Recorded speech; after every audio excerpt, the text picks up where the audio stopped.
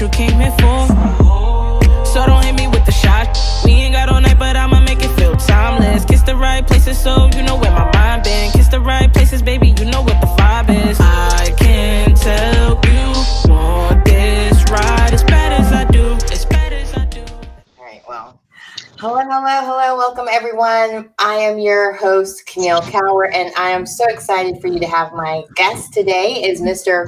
Rick French. He's the CEO and chairman of French West Vaughn, and how he got his start in the entertainment industry. And it's not the way you would think. So, I mean, from what I read, you started off as a journalist, but fill me in. How did you get your start? Well, first of all, thank you for having me on, and Happy New Year to you. It's nice to finally be able to do this. I know we've had to reschedule a few times. So yeah, you know, I was a journalist. I began my career as a journalist, both of print and television. Did a lot of work in both mediums before segueing to public relations and advertising, and starting my own firm almost 24 years ago, which has grown to become one of the largest independently held PR and ad agencies in the world. And I guess with that challenge checked off, I decided to get involved in the film business. When you own a PR and ad agency, you're in the content creation business and you're in the distribution business. We're distributing content every single day, whether it's via social media or press releases or paid media. So I decided a number of years ago to get involved in film financing and to learn the entertainment side of the business, and really then create a platform for the creation and distribution of long form content. So it wasn't a big leap to go from one to the other, but I needed a little bit of time and education to learn that. So I started investing in films. I guess about a dozen years ago. Some I did well with, some I didn't do as well with. In a lot of those cases, it was uncredited because you were getting a guaranteed return on your money. So it was like any other kind of investment. If you were taking more risks and you weren't getting the guaranteed ROI, you'd often get the credit to go along with it for taking the risk.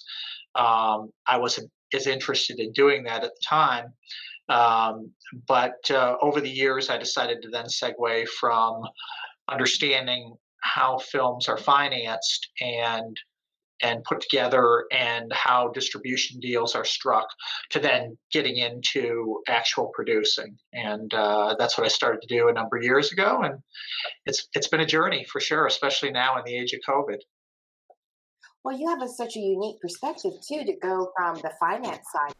What's your advice for filmmakers to get past the gatekeepers, to get their films greenlit? What would be some of your advice for those new filmmakers? Well, I had to like the story. At the beginning and end of that decision-making process was I really excited about the story that the producers and the filmmakers wanted to tell. Secondly, I had to look at it and decide, was it something that I thought was commercially viable, would get distributed, would give me a return on my investment. And, and then third, was it something I wanted my name attached to or not? There were certain projects where it was in and out and they needed the money and, you weren't in love with it, but it might be successful, it might not. And other times, there was one that, did extraordinarily well and, received a lot of awards. And that kind of really got me excited in terms of wanting to be more hands-on involved in producing. Yeah. So what was that like the first time one of the films you worked on won an award? Yeah, I was a early investor in development in Dallas Buyers Club. And obviously that film did extraordinarily well. I knew the guys who were putting the package together and producers, and they were short on money and actually had a very difficult time getting the money together to actually make that film. And I came in for a small piece of it early on, and it was exciting to watch the film come along and Matthew go through his transformation, and he was becoming ornery after not eating for 6 months, and the film being delayed um, by not having all the financing in place. But ultimately, it got made with a tremendous cast, and then to see him and Jared Leto and the film get the recognition it did was awesome. But it was one of those things where it was uncredited because I actually didn't even know any better at the time to ask for the credits and things like that. But things have changed a lot over the years, and when I made the True Don Quixote with a group of other people which stars Tim Blake Nelson, and we won the Audience Choice Award at the New Orleans Film Festival, beating Green Book. It was amazing. It was amazing to have that feeling of like you've really made a great little indie, critically acclaimed movie. It was an Artois nominee last year for Best Casting. It didn't win, but that's in the casting business, that's the Academy Award, and so it was nice to see a film like that get its due. We were slated with that film to have a broader distribution deal, and then COVID hit, and it's changed the world. So, now the challenge is that anything we're trying to make, I have 4 different films in development right now at various stages, all of which were supposed to either go last year or first quarter of this year, and none have been able to go into principal photography because of COVID. Oh, wow. Now, so that we speak of COVID, but you also happen to live in North Carolina and film sometimes in North Carolina as What well. are the new factors that you have to think about as far as choosing a location when it comes to COVID and different tax incentives and the different rules and regulations that go about picking a location, not just maybe because it's based there or how it goes about the story? Yeah. So, Patrick Shanahan and I shot The Fox Hunter here in Raleigh. The whole film was kind of set here as a Southern drama, and that was a lot of fun to be able to make a film with a great cast all here. We were really lucky in terms of landing Reese Thompson, who was well known for The Perks of Being a Wallflower, and then Madison Eisman, who just blew up with the whole Jumanji franchise and so on. Ira David Wood III. Great movie. It was picked up by a major distributor last summer, again, ready for distribution in theaters, major theatrical release, and then that got shelved with COVID. So we're kind of on hold to see where that goes. But that was all shot here. Clear Lake, the Buddy Holly biopic, we've been exploring whether to make it here, and there's a desire to do that.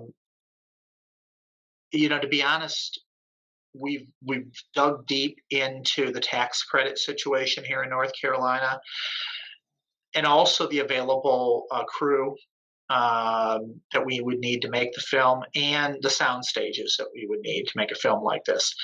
And it's still on the table, but whether it actually gets shot here is still to be determined. Buddy Holly's story really takes place in 2 or maybe 3 primary locations: Lubbock, Texas, Clovis, New Mexico, where he was making a lot of his music, in New York City. So getting the exterior looks we need, here in North Carolina to replicate those 3 places isn't the easiest thing. It then requires you to do a lot of soundstage prop and set work to replicate the look. Right. Yeah, and that's not that's expensive, and it's not as authentic. So that comes into play when you compare that to, say, New Mexico, where some of this, they have available tax credits, a really good program, and some of it's set there. Louisiana, that has a slightly better tax program than North Carolina, and we can get the looks we want exterior, and they have a lot more sound stages. So we're kind of going through this process to determine, can we really make it here? I mean, all things being equal, given that I live here and Patrick wrote the screenplay for me, and he's from here, and we made The Fox Hunter here. If we could make it, we'd love to do it. I just don't know, being honest about it, whether it's really feasible. We'd be leaving a fair amount of money on the table to do it. And when you're in to those discussions with your financiers, they don't want to see you do that. They want to see you maximize the tax credits, and if you're not doing that, they're asking you why. For those that may not know, what is the big difference between the film incentives, tax incentives that North Carolina used to have compared to the film grant that we currently have that has all these different stipulations and there are, and Guy Gassler, who runs the state program, is fantastic to work with. He's working really hard to bring production to North Carolina. The grant is different. With a tax credit, a transferable ones, like let's just say Georgia has. Georgia has that 30%, and you can do two things. You can either finish your production, give them your locked picture, apply for it. You can apply for it up front to be sure that you're going to get it. When it meets all the requirements, you get that percentage of your spend back in the state. In North Carolina's case, the new program is really structured better for independent film than big budget film. And it is a cash grant, and the cash grant comes to the producers sooner than often, say, Georgia or Louisiana would pay out. But your problem is that it's only for films under 20 million. So the big blockbuster films that we used to get are not eligible. Right. Yeah. And as importantly, if you're paying an actor a sizable amount, which often you have to do to get these films greenlit, anything over, I believe, 2 million is not eligible for any tax credit. So let's just say that you've got, I've got a film I'm doing with Dwayne Johnson that we're producing together. Well, Dwayne's fee, and again, this is just for example purposes, Dwayne can make $20-30 million as a fee on a movie. So you couldn't do a production here if only the first 2 million was eligible for tax rebates, and the other, let's just say 18 million, had to be left on the table at 30%. You would never be able to justify making the film here. That's the way that North Carolina's program is set up right now, and that's what makes it a bit challenging. So it's more conducive to, say, episodic television, to smaller independent films, to those that don't have a really expensive top of the package actor or really expensive, director that's going to cost you multi-million dollars. So, and then the truth be told, Clear Lake, my buddy Holly one, could certainly qualify. And my other film, Not Without Hope, the NFL survival drama that I'm doing with Russell Wilson and Sierra and so on, that's based on a true story, also would fit below that 20 million. But again, you've got to balance it against the looks and everything else you need to for the authenticity of your picture. Right. And how does COVID play a part in this, or does it not at all? I mean, oh, it does. I wish I could say otherwise. No, COVID has everything delayed. I've got 4 projects right now that are supposed to have either been in production last year or begin principal photography on or before April 15th of this year. None of them have been able to go because of COVID.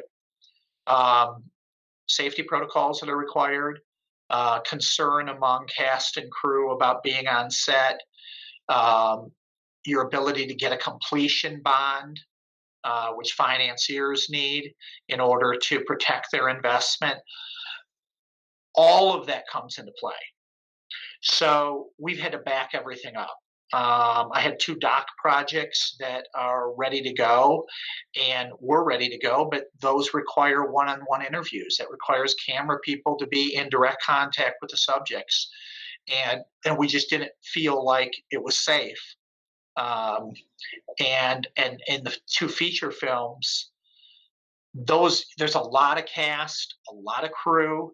How do you do, for example, a film like Clear Lake, where you need crowd scenes for these live performances in these Can't just use theaters? Mandalorian for that. Yeah, I mean, there's ways you could compensate. There is, there is stock footage. There's a lot of other things. It's just not the way we want to shoot the film. We feel like um, that particular film with Bruce Beresford, who directed Driving Miss Daisy, and Breaker Moran. I mean, multiple Academy Award nominated director. With him directing and the screenplay we have, and kind of the timing of the story that we're telling, which really leans in heavily to race relations in the late 50s, that we believe we have a strong awards contending film. So if that's true, and the people we have attached to this project also believe that, then we don't want to compromise on the way we shoot the film.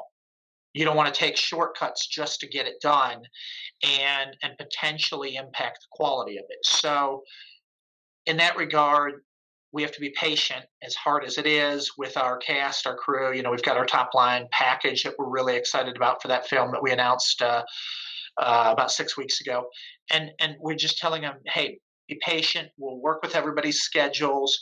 We're going to try to go in May, but some of that's going to be based on how widely the vaccine has been made available to everybody, areas we might be able to shoot it in, and so on. My film, Not Without Hope, the survival drama, we were set to go in the Dominican Republic in early August of last year. 2 weeks before we were in pre-production, we had all our cast, we had all our crew down there, our director. I was getting ready to board a plane. The tourism office decided to open the borders. They had them closed to international travel, and they were not requiring COVID tests. So all of a sudden, the country, which is badly in need of tourism dollars because the Dominican Republic is so dependent upon that, opened its borders widely, and it broke all the COVID protocols they had promised us. So all of a sudden, it was putting our cast and crew in danger of exposure to COVID that wasn't there in what was going to be a bubble. And we had to stop pre-production because of the government's decision. And a movie that right now would probably be finishing post had to be completely delayed. So we decided, as a result of that, and we had a lot of money invested already in pre-pro, that now we have to, in order to shoot it when we want to shoot it, we're looking at potentially shooting it in Australia on the Gold Coast there, because they've got a better handle on COVID and better safety protocols and so on. So we've had to flip the entire plan to potentially shoot there. Now, whether we ultimately end up there is to be determined, because we've changed out our director and so on. But there's so much that goes in right now to safely trying to make any production. And it's just every single day it is fluid. And we're hoping that all 4 of these can go in 2021 now as we plan. But honestly, I wish I had a crystal ball, because right now, if you ask me, are we going to be able to? I don't know. Yeah, well, From your experience with, in the past, predicting even the importance of using social media back in 2011, and working on this film, the importance of bringing people together of all races, with the Buddy Holly film that you're working on with Clear Lake, do you have any predictions on how we can come together again as a community and enjoy entertainment again, whether live entertainment, concerts, movies, and theaters? Do you have a prediction how that's going to change for the future, since you've been so well at predicting in the past these different things? Yeah, I mean, when you run a PR firm, you do a lot of social anthropology work where you're really trying to get ahead of trends and understand human behavior and so on. So we're trying to do that and look out over the next 3 to 5 years as to how people will interact with one another. And it's going to be very interesting because um, there's a segment of the population that just can't wait to get back to being socially active with one another. There's also a segment of those that were introverts that never really enjoyed that have, to some degree, when you look at the research, enjoyed a bit more of the isolation because it fits their personalities. And those people, while they may not have been as frequently going out and so on, those people are more likely to kind of stay in the behavior of wanting to be almost self-isolating more within a very small group of people they know. So how does it affect what people will do and what they're willing to do? Well, if you were someone who was a germaphobe, for example, in the first place, yep, you're going to be less likely, the research is going to show, to quickly jump back in anytime soon until it can be proven that you can go to these things safely. So will that affect whether people go into movie theaters or concerts or a sporting event? Absolutely. Will that be offset by the number of people that want to just rush back in to have this social interaction and experience and get back to life as we used to know it? Maybe, but it's very difficult. It's like reading tea leaves, and as to how uh, people truly will act. So you can talk to them, you can look at all the research, but ultimately their behavior is going to bear out what's going to happen. I think that theaters are in trouble. I think that we were already going down this path in which um, they were breaking the exclusive windows and shortening them between when they were going to be available and for home viewing versus going into the theater. But if you go back and think about this, it is important to remember that not more than a decade ago, there was a three-step process in kind of how we viewed content. Step one, you went to the theaters. Step two, 6 months later, DVDs became available. And you could go to Blockbuster or wherever, and you would rent your DVD, and if you were really anxious to see this, you would rent it at home, maybe buy it. Then it would be months later before it was available on cable. Now we're seeing things like Wonder Woman 1984, in which it's available in theaters and available at home on the same day. And so what are we doing? We're conditioning an audience to just watch from the comfort of their home. And now that people have become so reliant on streaming services and so on, and Netflix and Amazon and Hulu are directly financing projects that they can directly bring to their subscriber base immediately, it's going to be really hard to bring people back into theaters. And if they're going to go to theaters, they're going to have to be for big event movies. And so that's what you're going to, I'm afraid, start to see. It's going to be harder and harder for an independent movie, a smaller, great movie like Dallas Buyers Club, or others to get into theaters. And they may have to now rely on that either streaming or kind of the short pay-per-view window before something then becomes available, at home for on cable viewing and so on. So I think theaters are in a tough place going forward. No, I was wondering.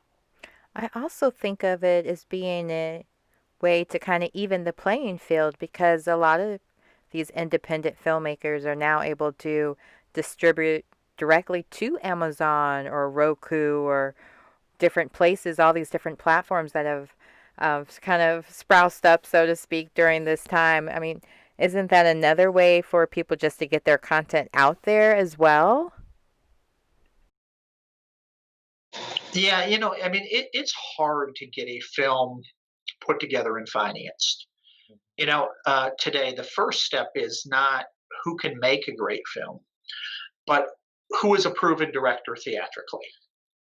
Then the next step is you have to have a top line cast in which it's a movie that it's a destination movie that people want to go see. It's a Dwayne Johnson movie, or it's a Charlize Theron movie, or it's, something like that. So it is so difficult these days to even put your package together for a financier to even be willing to say, I'll take the risk behind this. And sometimes they're doing it without a distribution deal in place. And so that's why you see the same movies being with the same 25 actors, or pick your number, all coming out with the same, dozen directors and 25 or so actors attached to these things, because those are the ones that can get financed. And what it's done is it's really reduced our discovery of new talent. The new talent that you're finding that people are really gravitating to is not necessarily through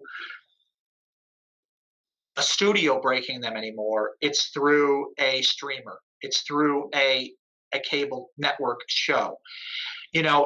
People like Zendaya, who came out through Euphoria, or my lead actor in the Buddy Holly biopic, Clear Lake, Rory O'Connor. He broke out in a huge way through the Starz series, The Spanish Princess, which is highly acclaimed and draws very big ratings. We discovered through there, but if I was bringing him without the rest of the package, and a Bruce Beresford and Stuart Benjamin, who made Ray and La Bamba, Officer and a Gentleman, and all this, if I wasn't bringing that whole package together, I probably couldn't have gotten a Rory O'Connor greenlit. You know what I mean? So it's become so, studios have become so risk adverse that they're only putting money, and they'll throw huge amounts of money, almost that defy conventional wisdom, at a big name. Right. Because they figure that's a better bet than betting on a lesser known one and letting the audience find the movie. And so it's a tough time right now to be in Hollywood. And one could argue there are more distribution outlets available to producers and filmmakers than there's ever been before. And that's absolutely true. And there's theoretically more money available to make those than there's ever been. It's just it's all flowing to the same place. And so it's tough. What's that? I said, and we need to figure out how to flow it to North Carolina. we do. And I think North Carolina, it will, production has been solid, in particular at Screen Gems in Wilmington. Their stages seem to be relatively full, with a number of productions always there. It's just that it's pivoted. 15 years ago, we were getting the Hunger Games, and we were getting major productions here, big budget ones. You're just not seeing that the same way anymore. You're seeing somebody like DC, who came in and did Swamp Things, or I think it was Cinemax that was doing Banshee. But then when those shows end, or they pull the plug on them, it's just gone. Like what happened with Swamp Things. And I know there was a huge upfit. I was out on those sets when they were doing what they needed to do with the tanks for Swamp Things and things like that. But then it only lasted a pretty short time. So that's a blow locally, because what happened when the tax credits went away is a lot of the crew went away. The really talented crew that we had, crew base that we had here in North Carolina, a lot of them went to Georgia. Some went to South Carolina, but most of them went to Georgia. And while they're all part of the same local union, still the way the guilds are set up here, it still requires bringing them back here. And for them to move back here permanently, you need just a constant flow of projects that they can work on. So a lot of the crew go back and forth between Georgia and North Carolina now. And I think if the state were open to a little bit more expansive tax program, you would have a better ability and a restructured program to bring some of that production back that was lost when it was changed in the legislative cycle under the McCrory administration. 2016 with HB2 also during that time. HB2 was a big hit to the state.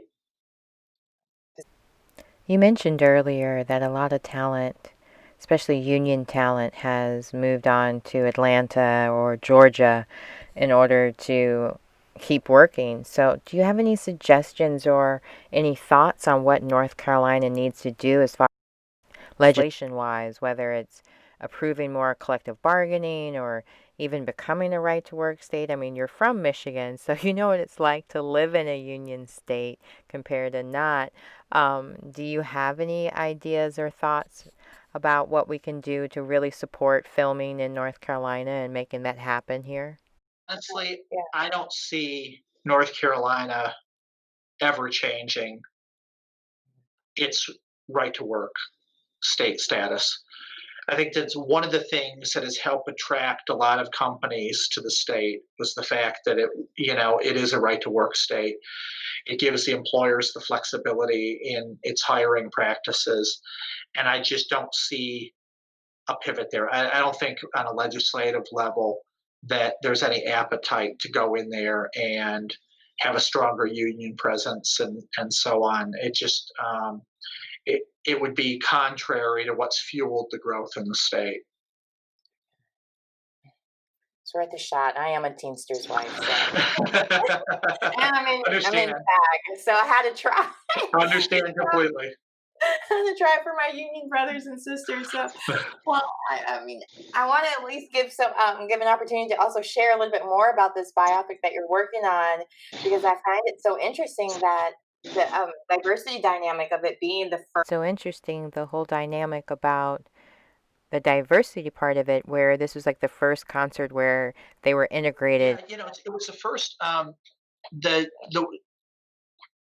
biggest Show of Stars tour, which was the tour that predated the Winter Dance Party, where Buddy Holly and the Big Bopper and Richie Valens died.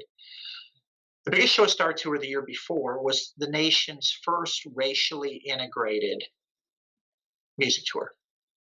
And it was the first in which white, black, and brown artists all shared a stage to the same audiences. Now, what was interesting about the tour is that while the artists were integrated, in many cases, the audiences were still segregated. So it was not unusual, in particular in the South, for artists to come here and be playing to a white audience downstairs and a black audience upstairs, or to a divided audience in which one side was white and one side was black. And the artists were sometimes told to not look at a particular side. And so, in the case of this film, in 1978, the Buddy Holly story was made. It received a Best Picture nomination. Gary Busey got a Best Actor nomination. It was the first music biopic, real music biopic. But one of the things that a lot of the people who were alive at that time, including Maria Elena Holly and members of the Cricket, said is they missed the big part of the story. They missed the fact that the tours themselves were very much like Jackie Robinson when he was breaking the color barrier in baseball. It took a lot of people bringing artists together to decide that they were going to make this social statement. And so that part was all just kind of glossed over and not even addressed in the original story. So when I conceived this film along with a lawyer for Maria Elena Holly, we started talking to her about those experiences at the time and some other artists that I knew from that period from I'm in the board of trustees of the Rock and Roll Hall of Fame, so I'd heard some stories about from artists who were living at the time or still living, who toured at that period. So we started to kind of craft the story around um, the social fabric of the times. And the artists are the conduit for telling those stories.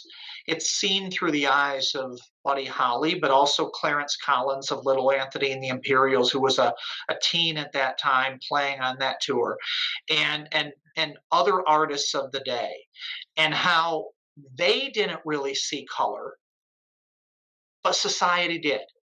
And so our film really heavily leans into that subject matter. And it's something that's really important to me because I happen to own the minor league baseball team, the Daytona Tortugas, where Jackie Robinson broke the actual color barrier. Jackie Robinson's first game in professional baseball, which is chronicled in the movie 42 with the late Chadwick Boseman, who did an amazing job with that film. Jackie Robinson played his first professional game in Daytona Beach, Florida. When other cities, when he was part of the Dodgers farm system, would not allow a black man to take the field, Daytona Beach did.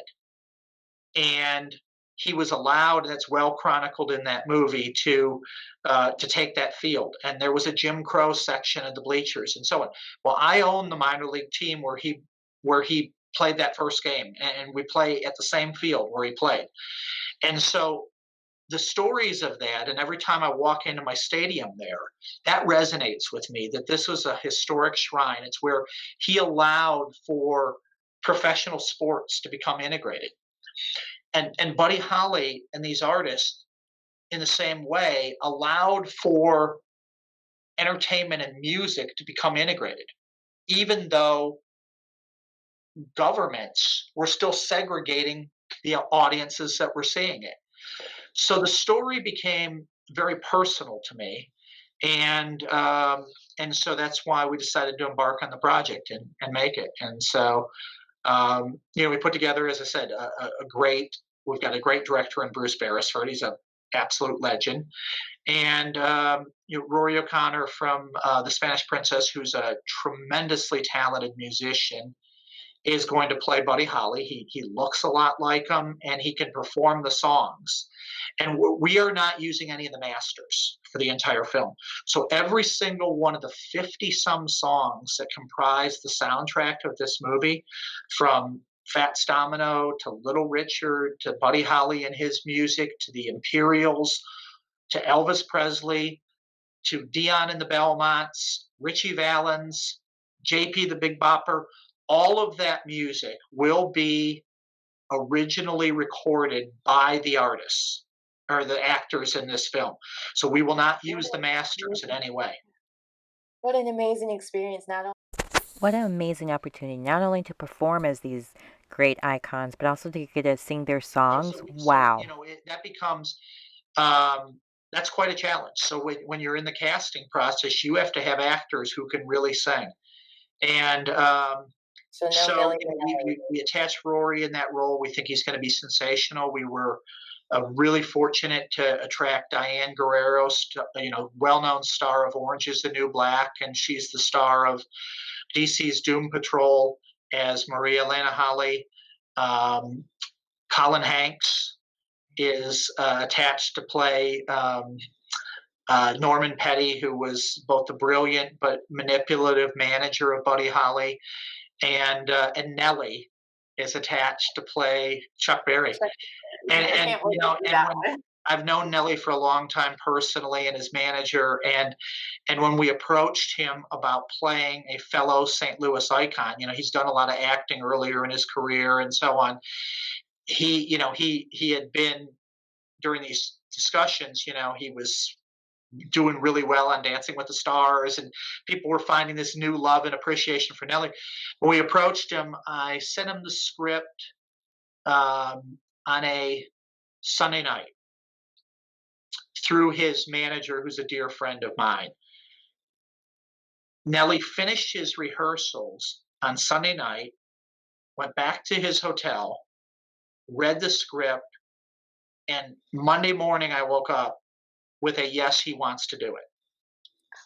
Now, you know how hard that is in Hollywood, where often it takes months and months just to get an actor to read a script. And Nelly, as busy as he was with all the recording he's doing, he's one of the top selling artists of all time, read it overnight with the idea that he would have the opportunity to play Chuck Berry, somebody he you know like himself as a St. Louis icon who he grew up emulating, and said, "Yes, I want to do this." And so that was pretty amazing. So we're really excited about kind of the top line. We have a lot of other casts to announce. We just haven't done it yet. That'll be in the next batch soon. I can't wait. Well, I'm excited with what you were able to share with us already. And I have. As a Diana Ross superfan, I have to ask, is there any way to get Diana Ross inducted into the Rock and Roll Hall of Fame, separate from the Supremes? How can we make this happen? This is serious. Yeah. The change.org. Listen, I could never argue with Diana Ross's candidacy for the Rock and Roll Hall of Fame. Speaking of biopics, ladies. Yeah, I mean, listen, one of the all-time greats. The thing with the Rock Hall is there are so many incredibly deserving artists, and we only induct 5 to 7 at the very most each year, and there's always a new batch that becomes eligible in a given year. So if I look at 2021, artists like Jay-Z and the Foo Fighters have become eligible this year. You add them to a list that of artists that still haven't been inducted and backlogged, that's a mile long, and it's always so competitive just to compose a ballot, much less to then, when you put them on the ballot, get them voted in. And so Diana Ross is one that probably falls into that category, but to be honest, I could name 24 other ones off the top of my head that are also so deserving, and hopefully over time we always get it right and try to get everybody in. It's just we're fortunate that we have so many great and deserving artists that we can draw from that well, but it wouldn't surprise me certainly to see her treated as a solo artist and inducted one day, and in the same way that we have Paul McCartney and Eric Clapton and and so many others. Michael Jackson and the Jacksons. Yeah. So. Yeah, Janet. Well, yeah, it was interesting. Janet, we inducted her a couple of years ago, and she had originally told us she was planning to perform, but HBO was our distributor of that, and she was so upset with the, I believe, the Finding Neverland documentary and the way it portrayed her brother, that one of the reasons that she chose not to perform was she was upset with HBO, and she wasn't going to then perform on the live telecast. She accepted her induction because of that rift that was going on at the time. I thought it was going to be something stemming back from Super Bowl. I forgot about that part as well. Yeah, no, it really wasn't. It wasn't the Super Bowl issue. It's so much to consider, because even with booking guests, sometimes you have to do a quick Google search and make sure they haven't been canceled. And so, I'm sure with being a journalist, you're always a couple of times. Yeah, we live in a cancel culture too, so that's a. Yeah, and you've handled some cases that in the past that have been. Do you have any suggestions for people who are going through crisis management? Because like you've worked with Michael Vick in the past, you've helped people with Lucy Anthony's juries and so on. Like, just a slip of the tongue sometimes. I'm not talking about the big people who deserve to be canceled. Like, clearly you earned it, but for the little, like, you just said the wrong word when, like, in 2008 or something. I don't know. Yeah, everything is so reactive these days, and social media is so toxic in terms of the spread of information and misinformation and so on. It depends on the situation. Get a good PR firm, get good PR counsel in terms of how to navigate rough waters. But there's certain basics in a crisis, which is apologize. Kind of state what you've learned from this. Do what you can do to make amends, or say that you'll be on that path to do it. And we generally live in a pretty forgiving world. And so, what so often happens in a crisis is that the party to it is so afraid of the reputational damage or the economic fallout that they forget the first tenet of crisis management, which is just to admit the mistake. So rather than allowing the media and others to keep digging to find the evidence to back it, it's so much easier to just say, I screwed up and I'm sorry and I won't do it again. And when you use Michael Vick, the reason that Michael Vick, and we were able to help him recover, is that Michael Vick, you have to remember, didn't fight his dogfighting conviction. He pled guilty. He did not say it was the responsibility of my friends who were running the kennel while I was in Atlanta playing football. He said it was my home. I'm responsible. He said I bankrolled it. He took responsibility. And he accepted his sentence. He went to prison. He actually, despite the fact that, he declared bankruptcy, when he declared bankruptcy, he said, I just need some breathing room because of the situation. I'm going to pay my creditors back dollar for dollar, even though the bankruptcy court approved his bankruptcy and doesn't require that. He could have paid pennies on the dollar and been compliant. And then when he got out of prison and he signed, he paid back every creditor every dollar of his obligations over the length of his Eagles contract. And then obviously he went out and became a spokesperson, and he became an advocate against dogfighting, and he went out into boys and girls clubs and schools quietly without media fanfare.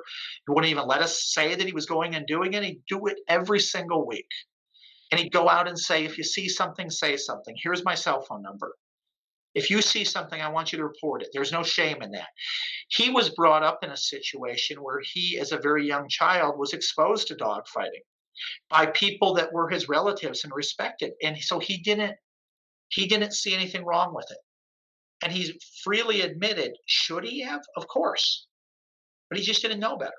So in his case, despite how people may feel about him, and there's a segment of society that will never forgive him, who are, animal rights advocates and dog lovers, and I get that, right? I get it.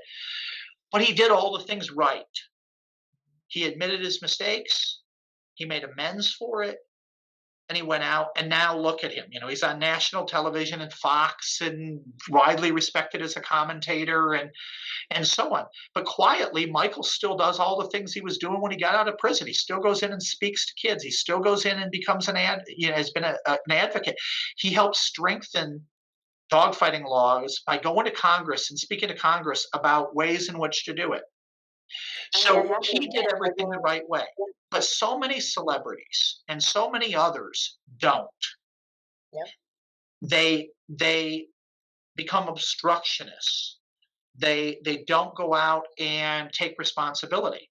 And therefore, the hurt, it's a death by 1,000 cuts, and they fail to recover because of how they acted. And so, there's your lesson in Crisis Management 101. Follow the Michael Vick plan. Truthfully, follow the plan in which you just take responsibility and then go do the right things, and you can recover. It's those that don't do that don't. Well, this has been a great conversation. Thank you so much again for being my guest today. I cannot thank you enough for all the wonderful information I got from you today, and make sure that everyone knows where to follow and learn more about, of course, your movies that are coming out, but also your Thank you. I really appreciate you having me on, and thanks for the advocacy of production in North Carolina. And we'll keep chopping away at that tree and see if we can't bring it down and get more jobs back here, more production here, and more spending. As you know, Hollywood is a big industry, and there's an old economic argument that, and it revolves around those tax credits. There's legislators who say that, why are we giving money back? Well, this is money that productions and financiers are bringing to the state that wouldn't be here otherwise. And 75% of something is 75%. Nothing of nothing, if it doesn't come here, is nothing. And that's the thing that we have to remember, because it's not just the spending done by the productions, but the spending of all the people that are brought back here to support it, whether they're staying in a hotel or an Airbnb, and they're renting a car, and they're doing their dry cleaning, and they're going to restaurants, and they're spending in the local economies. And it's so short-sighted to take aim at a credit for the spending that wouldn't be there otherwise. And so hopefully we'll see a pivot back where North Carolina can be even more competitive. The changes they made were good. It just needs a little bit more help. And I think we then could get back to where production used to be, when they used to call,